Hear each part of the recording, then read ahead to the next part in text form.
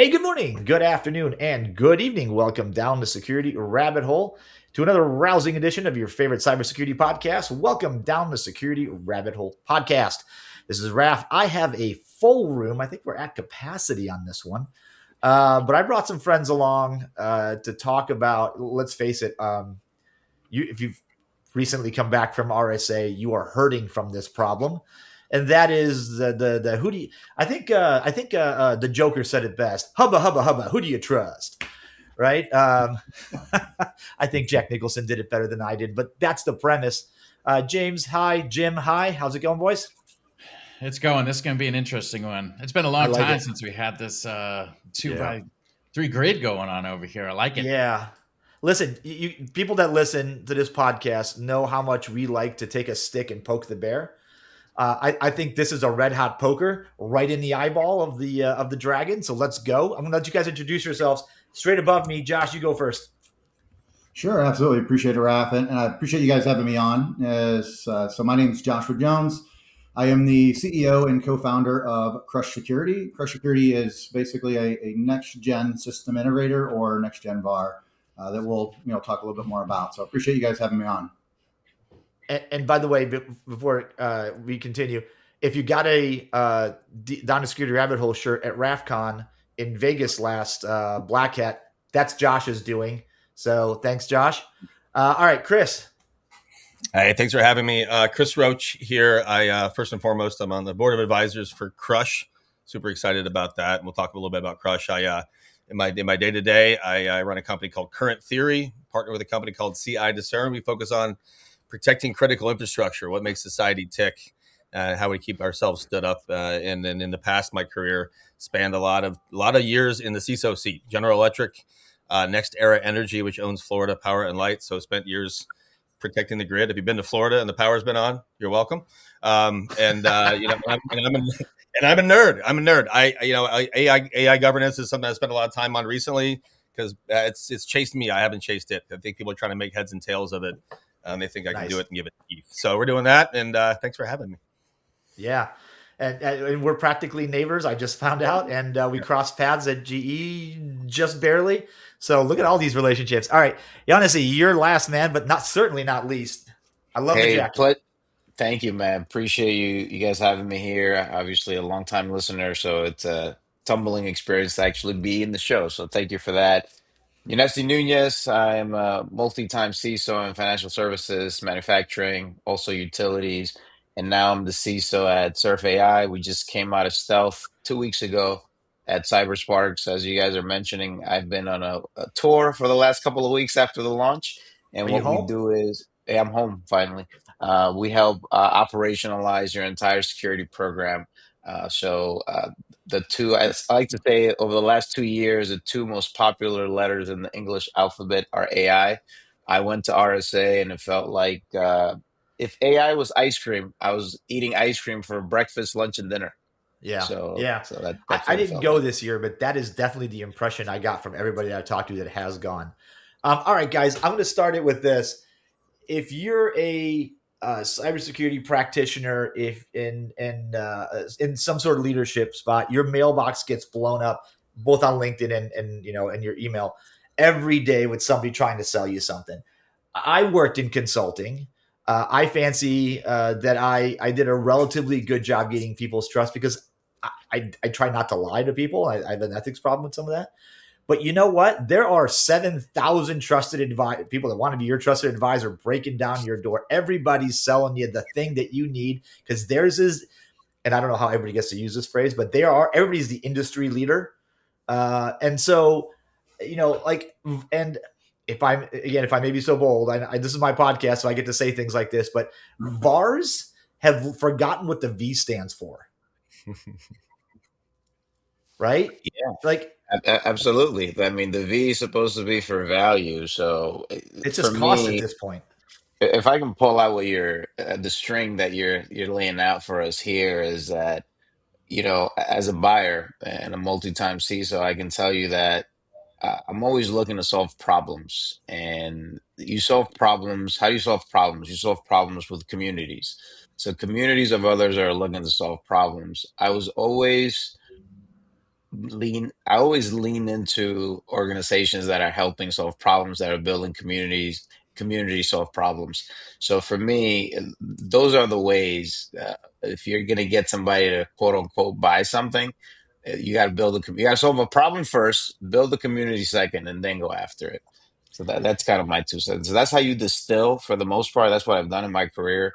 Distill sort of the flotsam from the value. Hey, Josh, sorry, Chris, you've been in the CISO seat as well. How did you do it? Because like going back into history, we were at GE, man. Literally everyone is knocking on your door all the time. Yeah. Yeah, no, it's funny.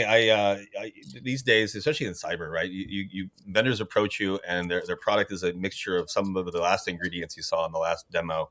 It's kind of going to Chick-fil-A, where like the new product launch is like the same 4 ingredients kind of mixed up and then a different plate. That's what you see in the world of it's really true. I mean, so when you see something new, and I love Chick-fil-A. Don't no, I'm not going to. I'm not going to knock Chick-fil-A. That's crossing lines on here. Yeah. We're Southern. Don't you do that? In Georgia, please don't ban me from Chick-fil-A. But seriously, at the end of the day, when you have, I'm not about the tech, right? I'm about what it unlocks, right? At the end of the day, we're not about sitting here admiring an application if you're in cyber. It's what it can do for your team. How can you make average teams good? How can you make great teams awesome? If it can help organizations waste less time, make better decisions, get value out of what they already have, which we don't do enough. We want to tell you the next thing.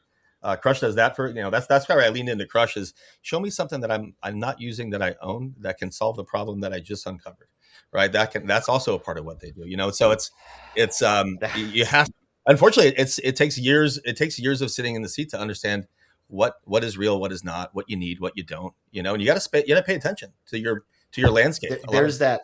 What they have, they just don't know what they have in a lot of ways too. Well, there's that V, right? They'll give me. I remember when, gosh, working at Accuvant and then Optiv. So much great leadership there at the beginning, and it was always the mantra was always, if you want somebody to talk to you, you have to be willing to give something before you get something. And so what you're talking about is, I know you've got a bunch of stuff. But you're looking to solve a new problem. Do you already have that stuff somewhere in house? That's a pretty bold move for an organization that's got to obviously, right, as a vendor, you got to sell to sustain. But I like that approach because nobody wants to do that because it costs money and time. And Josh, how do you get that? Who did you Jedi mind trick to do that? Or yourself? Yeah, I think at the core of it, what we're really trying to do is build value at trust or value and trust at scale, right? And I think everybody here could probably admit, and I think even looking into the market, the ecosystem is broken, but it's not broken at the 1%. It's broken at the 99. I think everybody could probably agree over their career. They've had one good rep, one good consultant, somebody who did a really good job for them for a year or two, and then they moved or whatever. And it's really, turn the inverse. And this is where we look at the problem. And, I've been doing this 21 years now, and both on the vendor side, the consulting side, and really at the core of it, it was, hey, we can do a really, really good job for our one client or two, but as a consultant, you might have 25 clients on your list. And so the other 23, you can't do at scale. You can't give them the love. You can't constantly be there. You can't understand what their pain is. You can't at 10 o'clock necessarily be there for them when they're in a breach. You're going to do your best to be there, but you might be distracted somewhere else on an airplane going to another client, whatever it is. And so it was really about looking at the problem at scale. And how do we help out the other 98, 99%? How do we create a level playing field?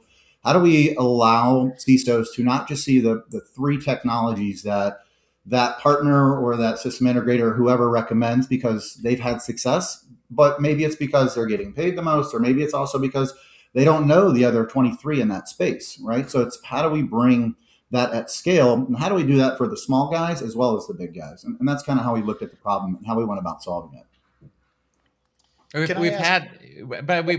I mean, obviously, there needs to be a change in which most people, the way they go about finding vendors.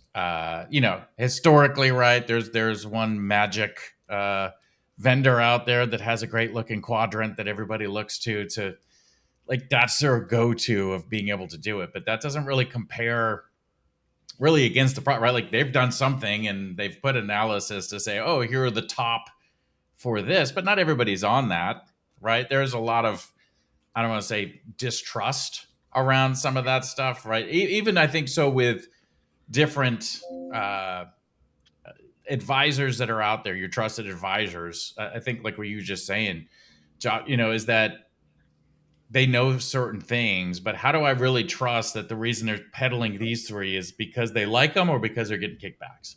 Well, it's also, in my opinion, a little bit of what do they know about your environment and where is the overlap. So, right now, most CISOs are trying to either deal with a flat budget and the increasing problems that they have with AI and everything else, or they're being asked to reduce 5 or 10%. And so it's really about, where is the overlap? So, and I'm not going to pick on anybody particularly. Let's just say one of the big five products.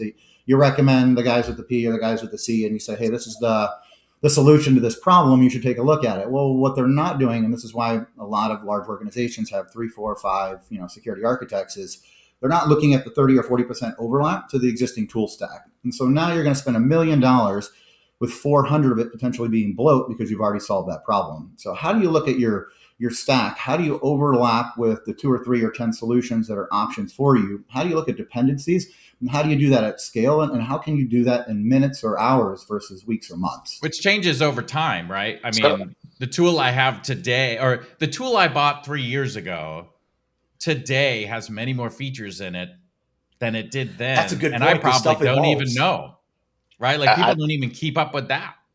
I think that's a great point, James. And I feel that we can all be a little cynical and we can point blame everywhere, by the way. At the CISO Yeah. themselves, the companies, the rating agencies, the VARs. You can blame everybody. The reality is, at the end of the day, as a buyer, you have a responsibility to make sure, number one, that you can manage your budget. How many CISOs do you know that don't know how to manage their budget?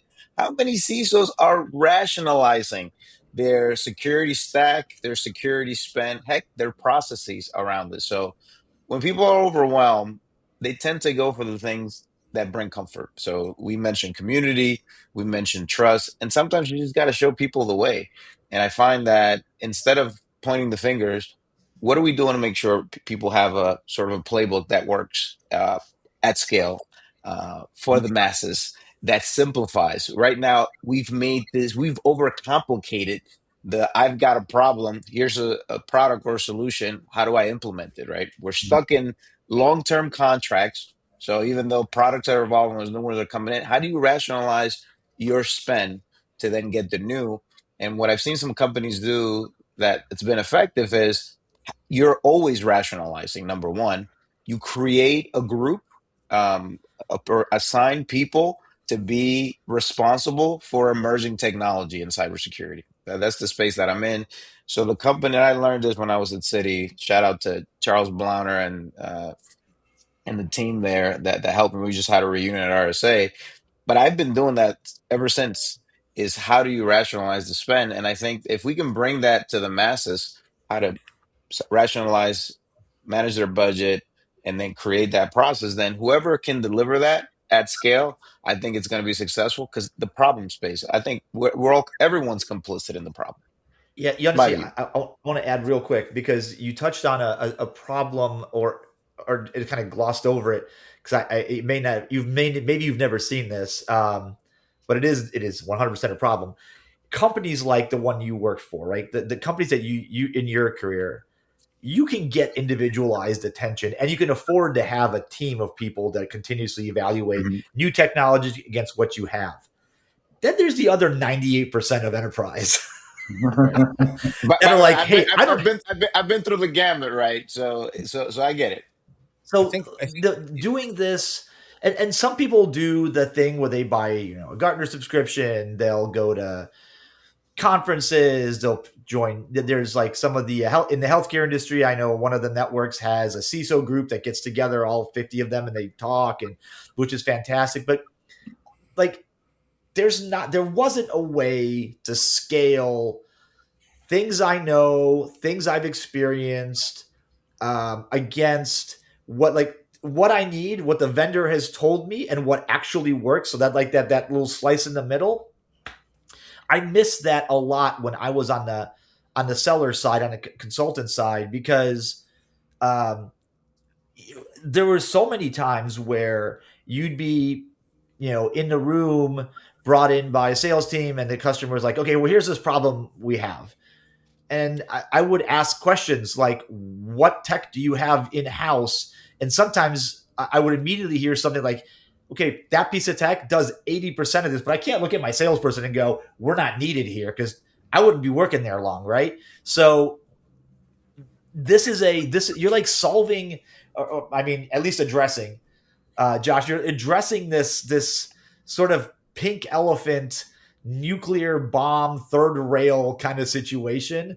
You've got to be making so little friends right now on the vendor side. Well, I think the point here is that the problem is so varied. There's so many areas of responsibility.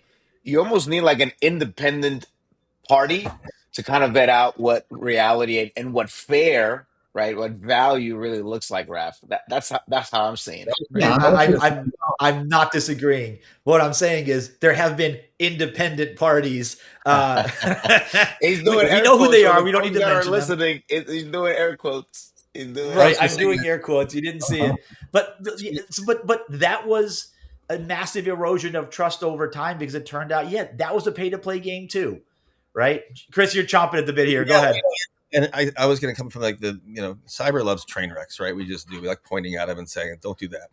I'll tell you what, you go to I've worked at a big organization, had big teams, and I've done a lot of year end reviews. And when you have a miss and a cyber miss, that's always there, right? No one forgets that. Um, I've stuck it to folks who've made the wrong software platform choice.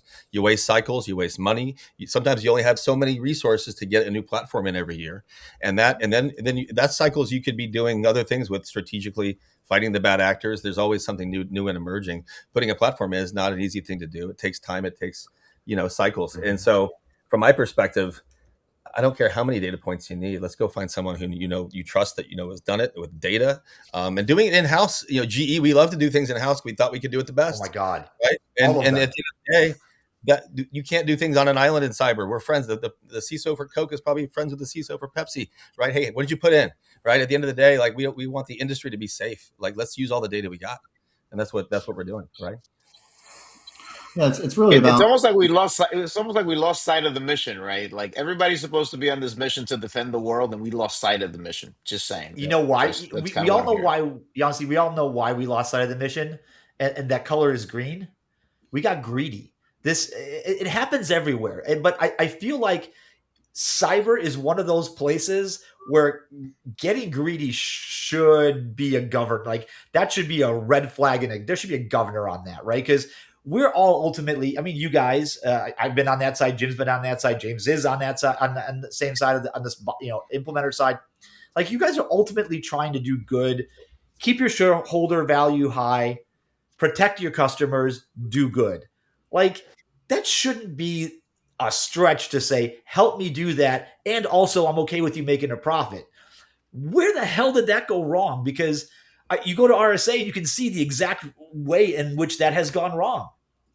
No one I said feel no like to that's budgets. No one says marketing. no to asking CISOs. They're finally getting to a point where they're like, okay, guys, you need to make some choices. You need to cut, right? I mean, I point to a CISO that says they have not enough tools, right? I mean, in the absolute value of how many tools they had. I've been in organizations where you had 2 tools, 75 people, 150 tools. Okay. Well, that's crazy, because no one's had the cojones to say no, right? Okay, oh no, you can't Yeah. have that cyber leader. Well, then the next day, if something's going to happen, you say, well, that would have prevented that thing from happening. That's just, it's easy to say yes. It's easy to say yes. That's Yeah. you know. So Yossi, have you ever had a consultant come to you and answer a question with, no, you don't need any more stuff? I always my question is always, what are you helping me replace? Right? Because I, that's usually the conversation. What problem you're solving, what tools we're replacing. And if it's a feature set, I mean, it's really hard to have a conversation. So as we've been saying, this is a difficult problem. And there's so many reasons why we've gone down this dark path where we find ourselves in. The reality is we've got to show people the way of how to get out, yeah. and how to get back on track. And to me, that's going to require efforts across the board. It's not just, I don't think one segment of the ecosystem solves it. It's got to be a concerted effort. Otherwise, I mean, we don't dig out of this. It's like saying, fix the government, right? Like, and that's what we're talking about here. It's got to be I, a concerted effort. I got to comment on something you just said. And I think what's interesting is I would almost argue that we went from a identified problem to help me find the right solution, which is not necessarily what I think we're in now, which is hammers looking for nails, right? So Yeah. we have a lot of products out there. Everybody's trying to solve problems. So they're trying to convince you that you have this problem, right? So it's interesting, honestly, when you said it's like, well, what are you replacing? I mean, it sounds fundamental, but it's not. People don't practice that as much as they should. And I think it's all about buying the next shiny object sometimes, and maybe not now because there's a lot of interesting things going on. But I would suspect that somehow things have converted from I have a problem, I find the best solution to I have tons of solutions. Ooh, I've got that problem, I can buy that, and that's where we end up with 400 tools.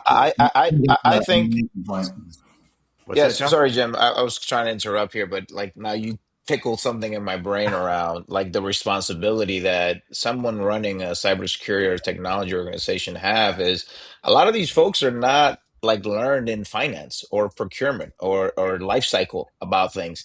So you have this position of power and buying power, but you don't necessarily know how to like that. That should be part of the training. Like as a security leader responsible for the protection of an organization, budgeting should be. Flag on the field. Wait, there's training? See what I'm saying? So You're right. You're right. No, see, so CIOs, most good CIOs do ask the question that you asked, which is what are we replacing? Going to get a new ERP. Well, now the old one's going away. That's how CFOs approve budgets for CIOs, right? You don't go get a new shiny ERP and keep the other one you have, right? I mean, that's pretty fundamental. At the end of the day, we're protecting the environment. We're protecting the same sort of assets we always have been, right? And we should be getting better at it. We should be more efficient at it, right? The longer the industry goes on. Now, there's different ways, right? Different ways to approach that, but fundamentally, there's a Mount Rushmore of tools that you need to have in place, right? Yeah. You're a CIO or a CISO. Focus on those, and then the ones in the middle. It depends on what industry you're in. You should know those, and you should know when it's crowded. Crowded tool sets make for more risk. I've seen it happen right before. That one that one we agree on. Josh, I'm going to let you talk because you're about to lose your mind over there. Go. No, I was just going to make a comment, right? I can't tell you how many times I talk to hundreds of vendors, as you guys can imagine. Like, I feel like the only people who talk to just as many vendors other than CISOs are the partners, right? And the partner ecosystem. It's all about, sitting in your shoe and trying to understand, do I want to bring you in front of somebody? And, I think, Jim, you brought a good point with the hammer and the nail. And I can't tell you how many different solutions are coming out right now where first they have to explain to the CISO, hey, let me tell you about this problem you had no clue you had. Now let me show you how to solve this problem. And oh, by the way, yeah, there may or may not be a tax yet on this problem, but let me tell you why it's so important for you to buy my technology. So, and I'm sitting in the advisor seat. I'm like, politely, why the heck would I bring that in front of my CISOs? They got 14 other projects. They got all these other problems. We're trying to solve and overlap data, all kinds of different things. And you want me to come bring them an XYZ tool that is nowhere on their radar, and chances are they don't have that problem. So it's pretty interesting, but also trying to understand that what is in their environment? What are they already doing? Where are their priorities? Where are they already seeing active attacks coming from? Because a lot of times it comes out of context and it's not based on actual risk or based on risk to that environment, or knowing where the gaps are in that environment, knowing what the CISO is thinking about or what's on their risk register, right? And so it just listen. It's something that drives me bonkers sometimes, but again, is also why when I went to build this company, it was to do the opposite. Let me talk to the Unessis of the world and the Chris's of the world and say, look, tell me 20, 30 problems that you have right now that you're either sick of having to do it the same way, or that you'd like to be addressed, or I'm having to pay $700 an hour to a consultant to come do it when it should just be included, right? And so we kind of took the opposite approach, and it's just interesting. Listen, I love that you're taking it that way, but said something that like it is now it was a tickle in the back of my brain, and now it's a full blown rabid squirrel shouting at me. You mentioned like this learning, teaching, the training for CISOs. Like there is a. This is a fantastic point because there's a ramp, right? Nobody starts out as being super senior knowing everything. So you get your first CISO gig, and what do you depend on? Your peers, and as much as you can learn on your own. Mm-hmm. 99.9% of the time, I would venture. An existing And team. right, and then a lot of us, a lot of the stuff that we learn comes from our vendors, our partners, our people we hire, that kind of thing. But if you can't trust the people or the systems that you're interacting with in those early years, you're going to have a bad time. And so um, over the last, I'd say 5-7 years, those relationships have been very one-sided. Vendors coming to you and saying, I got this thing I want you to buy. It's awesome. I think you've got this problem. Let me show you how big this problem is. As opposed to the buyer going out and saying, putting a call and saying, I have an issue. Here's the stuff I have to work with. Do I need something new, or can I move some things around here? What's my move? Because it's not in anybody's best interest. And I'm sorry, but this is just a fact to tell you, no, you're good. Just, you've already paid for that. Just repurpose this thing over here. Right. And so that's why it doesn't get addressed. And it's frustrating because this is how we get to CISOs that have, Chris, you nailed it, overbought, right? 160 some odd tools per average, I think was the security team, right? Big or small, like there's no possible way to manage that, right? You've got stuff that's old that's now becoming a risk, right? Security tools do become risk. Ask me how I know. And other stuff that kind of feeds into that. So there's got to be, to your point, there's got to be a way out of this that doesn't involve us further digging down.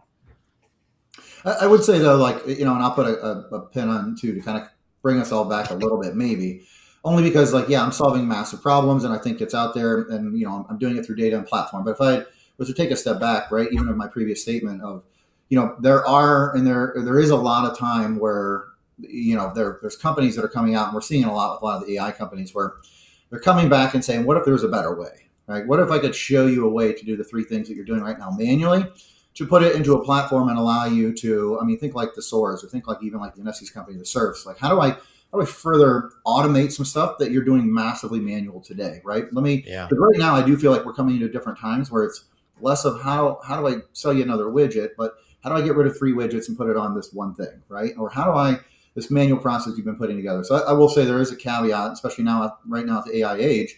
But then it comes the other problem is like, how do you find these? Like, and how do the partners know to recommend them? And how do the CISOs now figure out and weed through the 1,900 new tools that just came out?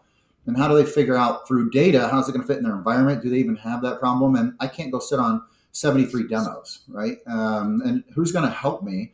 And this is where like the whole security architecture piece and stuff comes into place. I'm looking at data and mapping to environments and looking at it based on risk. And so it's just a never-ending circle, if you will. But I will say that I think with AI, we're going to see a lot more things get consolidated, which I'm here for and I'm excited for. Well, I work for alongside a very smart CRO, and Josh, you touched on this a little bit. Like, why does anybody on the buyer side talk to anybody on the vendor side? And he drills into his sales organization. We have one of 3 things we're allowed to do. You can help the customer make money, save money, or reduce risk. Besides that, you're useless, right? Like, if what you're doing doesn't do one of those things for the customer, then you're in the wrong place. And like, nowhere in there is the us make money, right? It's you're ultimately serving your customers, so you got to help them reduce risk, save money, or make money. And Josh, automation, right, potentially helps reduce risk, save money, making money because security for a brief moment in time was a differentiator, a value add, and companies would say, "Oh, if you're doing this, you have a leg up on your competition. We're going to go with you," right? I know the financials honestly did it that way as well. I got a lot of those where some. I worked for part of GE where and Chris, I think you can sympathize, where we did private branded cards for somebody, and something as simple as a checklist. There would be some of the things they'd ask. This is the minimum number of things that you have to do for security. If you have these other ones, that's great. They're not required, but they're a bonus. And then you could, certifications and whatnot. And we would use security as a competitive advantage because we knew a small investment across a wide number of customers would pay back. but I think like we've lost the plot there. But yeah, I like where you guys are headed. I like the idea of, because we are coming up on a point where I think uh, the revolution, the AI boom is going to change a lot of things at security. I don't think it's going to put all of us out of business or fundamentally change everything, but I think it's going to change a lot. And I think as a CISO now stares at their portfolio of technology and the usage of AI in the company, this is, if there's ever been a time to where you need a friend in the business, like this is it. You guys agree? 100%. 100%. Well, Yeah. Josh said it right? Josh, we're helping people. This is ultimately a mission that Josh has. I mean, he's selling software for a long time, but there's a layer of data that has not been unlocked, right? And it's where Josh has been sitting, and the companies that he's been with have been sitting. Whereas you get data from the vendors and you get data from the buyers. You ask them how it went. You know how it went. You've had a customer forever, right? You know if they bought something, they like it or not, or they're replacing it. There's a whole layer of data that, when unlocked, can help other people and existing customers, right? And that's kind of it's the benevolent part of what the mission is here that I love is, guys, we got to get better as an industry, right? We're still there's still money to be made. There's plenty of pie to eat, right?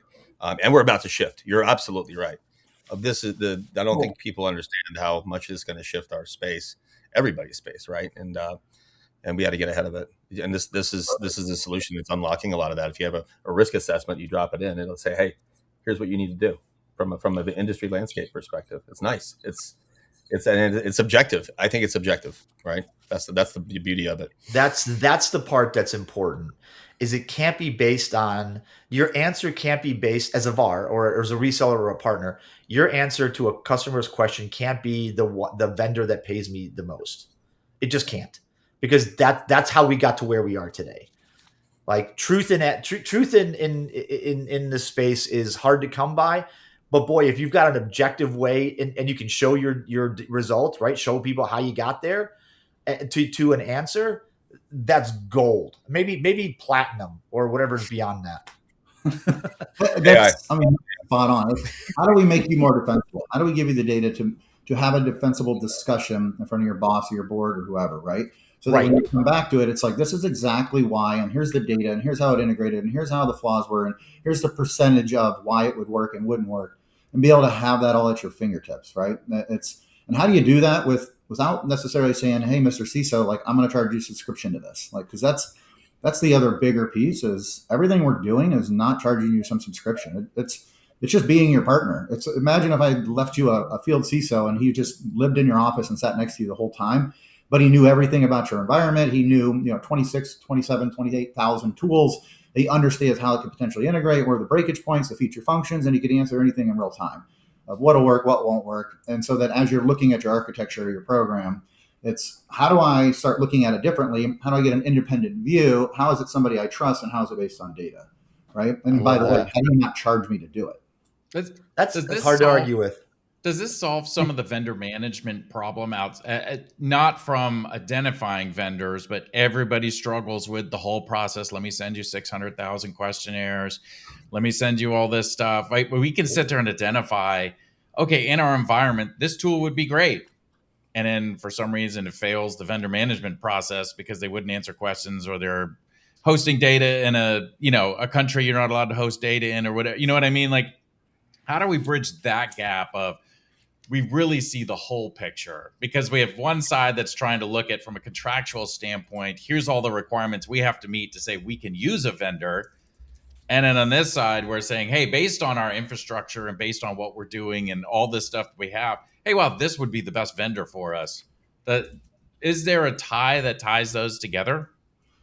There is, and it's and I'll talk about it differently. It's changing the conversation, right? It's changing the conversation upside down, which is really what the CISOs and security and risk and even procurement is looking at. It's not what are the 150 things that all 19 of these technologies can do and how they would fit. It's what are the 12 things that make them different independently, and do those 12 things matter to me, right? So it's turn it upside down, and let's talk about the 12 differentiators, right? And do those things actually matter to my environment? And how does that match against my budget? And where are those 12 things overlapped into other product sets? And so and this is no different than any security architect team has been kind of doing in the past, is like, who can solve it? How much can they solve it? How much overlap is there? And then from there, let's create an RFP, RFI, or documentation, or let's create what good or success looks like of this project. Let's work backwards, and you start checking off the box. Well, the first 100 everybody can do. It's more about the second 100 things, and do they matter to you because you're a large financial institute, or I'm a small manufacturer, right? And that second 100 is really what matters, and it depends on what you're in, how you're regulated. Doesn't matter what frameworks do you follow, and being able to do that now very quickly at scale, especially now in the AI age, being able to defend against the attackers leveraging AI against you is very, very important. Honestly, one for you because I remember getting out of GE and getting into smaller companies and realizing what I thought was small, most companies consider extremely large, and what I thought was large, most people couldn't fathom as my vendors. As ISS once told me, well, can't you just uninstall and reinstall them all? And I'm like, 1.7 million endpoints, dude.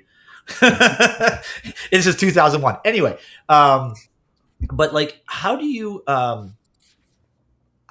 use a technology or a partner like this? Because you're the independent guy here, right? You're the actual buyer, so we're all talking to you. How do you use this within a planning process, a budgeting process? How do you like? What are you doing now that you? What behaviors would you change if you're on board with this type of platform? Like, does it save you time? Does it save you manpower? Does it save you money? Like, walk me through what the benefit you see are, because that's interesting to me. Yeah, no, so I think we did a really good job setting the context about the problem and current state and where we are sort of in our this time and space that we're all sharing, and we're getting to towards the end, right? Like, how do we go and fix this? And for me, really is around the visibility. I think we all talked a little bit about being able to concretely and finitely getting to a solution. But part of that is understanding what you have and who you are. And I feel that we live in sort of a life cycle continuum. There's a continuum of life cycle of your people. There's a one around your technology. And of course, where we are right now, all our processes, to everyone's points, are changing with AI. So for me is having the vantage point to have that view across all those different areas can help me pinpoint and others pinpoint what should my next step be, because now I have visibility and clarity. The problem around computing has always been you can't see it. But the minute you have visibility into what all the components of your problems are, then you can have a plan to go execute and do the right thing. I think what's happening right now is there's so much noise. It's really difficult to see what are the next steps. So kind of what Crush is offering here, which I'm really excited about, is bringing visibility, clarity, and then the experience and recommendation, Raf. Because at the end of the day, you got to go execute, Yeah, but it's hard to execute when the noise is extravagant. yeah. It feels like not to pat you on the head too hard there, Josh, because I got to give you some kind of crap, because otherwise, this is going to be like fanboyism. But I feel this is a way, if you can execute on this well, and it works, and I suspect the adoption will be relatively rapid, because once the buyers realize that there is an unbiased third party knowledge aggregator, and because that's what you're doing is you're building an actual live knowledge base, right, that can answer questions that you may have, that you don't have to send an email to Avar, wait 2 weeks for the person to come off a vacation, and then tell you the answer that they think is best. You can just do objective analysis without having to do 27 POCs and talk to 27 vendors. And that's a lot of time savings that you can actually focus on, as Giannis said, actually executing the job you're actually paid to do. So I'm excited. This is actually, I gotta be honest. I was a little skeptical because another vendor enters a chat, but this is not that. I'm excited for you, dude. You Yeah, guys are I you appreciate guys got that. something good here. Yeah, I think Crush is going to be a community, right? And communities help solve problems. So that's my hope for Crush's future. it's a community. Yeah, my dream is that everybody is leveraging Crush. It doesn't mean everybody has to buy through Crush, right? I want CISOs to feel like they have the opportunity that, yeah, I want to do a few things with you. I want to be your business partner. I want, though, you to wake up at midnight with a question or an epiphany or whatever and be able to pick up your phone and ask a question in my platform. Help get an answer, help get options, help run 3 or 4 scenarios. Now the fact that we have your data secured and we can now run scenarios for you, no different than you might pick up and ask your partner or your sales rep or whoever. To your point, they get back to you the next day, 2 days later, whatever. I want to be able to do that in real time. And I don't necessarily want you to feel like that, hey, by using my platform, you have to do everything through me, because that is absolutely not the case. I want to be able to go out there and help the ecosystem. Josh, last question, and I promise we'll wrap it up here. What's the cost? What's the cost of entry? Like, what's the cost to ride the Crush ride? Is it like do you have to? So no subscription. Okay, I'm listening. Do you have to provide? What do you got to provide? Like sign over your firstborn? Like how does this work? No, so our revenue stream is exactly the same as a lot of the other players out there, right? We do services, we do a lot of regulatory services, we do everything based on data, and then we also resell technology. So the thing though is we do is pre-sales and now post-sales. So we're delivering value so that you always have somebody that you can go out and ask questions against your network. We can help 3 personas in your organization, so we're bringing that connective tissue in your organization. So the cybersecurity team and the cyber office has the ability to look at feature functions and comparisons and frameworks and all the things. But then the risk office can work with us and automate a lot of the service delivery through data. So if we already did your PCI, we now have 50% of the data to do your ISO, and we now have 50%. Okay. So data. And so it's all about re-leveraging the data and then using that data against what the cyber team's looking at. And then lastly, we show you, what do you own? How many licenses do you own? What is your renewal cost? What is your exit clause? What does the out clause actually say in a particular contract? So we give that value to procurement as well. So we create connective tissue so that when the business officer is looking to say, when is my renewal? What do I own? When is my out clause? I wanted to replace this. What am I looking at? It's all there in their fingertips. And oh, by the way, go ahead, Crush, create me an RFP. I want to send this out to 10 people, right? I want to see who could replace my tool. That's interesting. To be able to do that for free. So it's, hey, do a pen test with us, or help us come in and do your ISO or whatever. This is a service engagement, in which case you get free access to the platform, because now you're a customer, and now we're kicking off all kinds of things to give you access.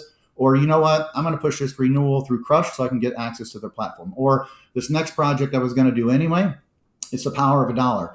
If you were going to spend $1 on CrowdStrike and you were going to use your XYZ vendor or partner, whoever, at the end of the day, you get CrowdStrike. That's the value. If you were to do the same thing through Crush, you get access to our entire platform with dozens and dozens of use cases, multi-tenancy, everything at your fingertips, your own secure tenant, that you can also teach the platform additional outcomes to help solve your independent problems. Josh, if I didn't know any better, I think you're a sales guy. At what point does this go past security? Like, why wouldn't it do? Can it do infrastructure? Can it do all James? Yesterday is the answer. When you talk about like procurement, like you watch procurement, they're going out looking for contract management solutions or looking for these different things. Do I want this one to this one? Like using 2 different ones, this one just for security. I mean, does this expand out at some point? Does security fall off Crush at some name? At some point that you could do infrastructure, you could do all the IT stuff. James, you should have asked for a piece of the company before you said all that. This comes up like every other conversation, and the answer is, we're going on up soon, real quick, to $1 trillion industry, cybersecurity. Myself, all the other founders, we got 60, 70 years in cybersecurity, multiple decades focused on a single area. It's $1 trillion industry here pretty soon. Yes, could we do it? Maybe in 3 to 5 years. I don't have a magic ball to say, hey, would we pivot, and is there a good reason why? I can tell you right now, though, I want to stay in our lane. I want to stay what we're good at. I want to work with the people that I know and trust and how to solve their problems. I don't want to pretend to be the expert on Microsoft. I don't want to pretend to, have to go out and hire people and now say that, yeah, because I built this platform, we're now the experts on X. Because I still have consultants and field CISOs and people who have to go shake your hand, look you in the eye, and tell you the truth. And the truth is, we're experts in cyber and risk. We're not experts in infrastructure. I love it. All right, that's a good place to end, boys. That is. I learned something. That's actually kind of cool. I'm excited. I want to take a look at this thing. Hey guys, if people are interested, this is definitely, I think, a conversation to get some people's brains tickled and moving. Where do they look you up? Just go to crushsecurity.com. You can actually request access to the platform. We have free demo tenants. So as long as you actually have a URL, then a domain name, that's actually a company name, not a Gmail or something like that, you can get free access. You can kick the tires around. You can play around. It scales, multi-tenancy, all the different things built in. So it's really a way to take a look at it. But check out the website. There's a bunch of videos and stuff on there. And yeah, we can go from there. All right, gentlemen, thanks for donating some of your time. Honestly, always a pleasure to see you, buddy. Chris, we're neighbors. We got to get on the lake together. And then Josh, always a pleasure, man.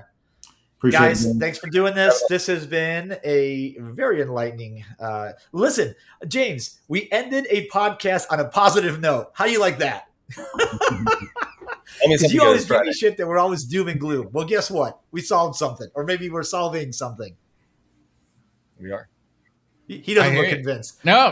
Listen, I'm all for it. I'm just thinking about after this call, reaching out to Josh to figure out how to fork this GitHub repo so that way I can do it for everything else. If they've got no interest in doing it for infrastructure and everything else, like, I love it. I love when it. the ideas start flowing. All right, guys. Thanks for listening. This has been another episode of the Down to Security Rabbit Hole podcast with Josh, Chris, and Yonisy. This has been fantastic. I hope you learned something. Give these guys a shout. They're pretty legit. Hope you learned something from this, and I'll catch you guys another time, another place, on another Down the Security Rabbit Hole podcast. Ciao, y'all. Have a great one. Bye-bye.